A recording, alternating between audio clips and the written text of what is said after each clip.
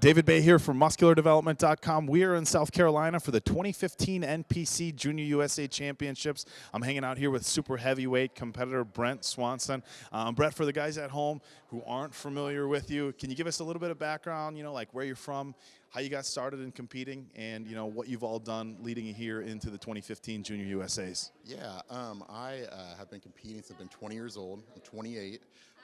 Last year I won Kim and Chad show Muscle Mayhem, the overall in Overland Park.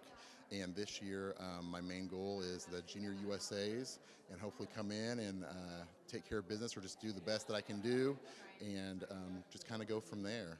Now, talking a little bit before we got the camera rolling, you were telling us you are a type 1 diabetic. You've been dealing with that your entire life. Give us a little bit of insight. It's not one of those things that we have an opportunity to talk with a lot of competitors who have that experience. Talk to us a little bit about your contest prep, focusing on your diet, being a type 1 diabetic, and how that might differ from some other competitors. Yeah, it's really tough. I'm on an insulin pump, which means it's a pseudo pancreas that basically acts like a normal person's pancreas. Obviously, when I have carbs, I have to give myself X amount of insulin per my blood sugar. It does make it tough, but I try not to let it get in the way, and I never use it as an excuse. We had a little bit of a scary mishap, me and my wife, on the way here. Being a few days away from competition, you got to stick to your macros. You have to stick to the food that you're supposed to eat. Check my blood on the flight. My blood sugar was 33. Started dripping with sweat. I felt like I was going in and out. And I just told her, I said, Autumn, I do not want to eat anything I'm not supposed to eat. I said, just feed me, get the food in me, and let's just sit here for a second and see if it'll raise up.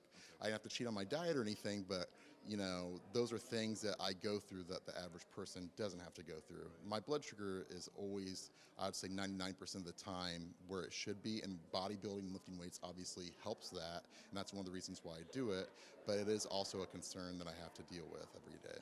So.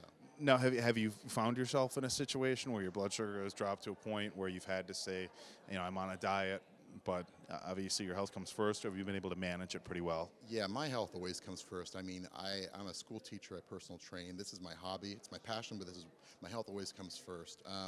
If I was a month or two away from a show or just my off season, if my blood sugar is low, I'm gonna eat the carbohydrate and take care of it, because health always comes first, this comes second. But in saying that, I just try to tie both of them together, just because there's so many diabetics who are very just, use it as an excuse and just sit on the couch and don't take care of themselves, whereas I'm trying to be proactive in it and try to lead the best lifestyle that I can and, be an example of that. Even though you have something going on, you can still do the things that you love. You just might have to do them a little bit differently.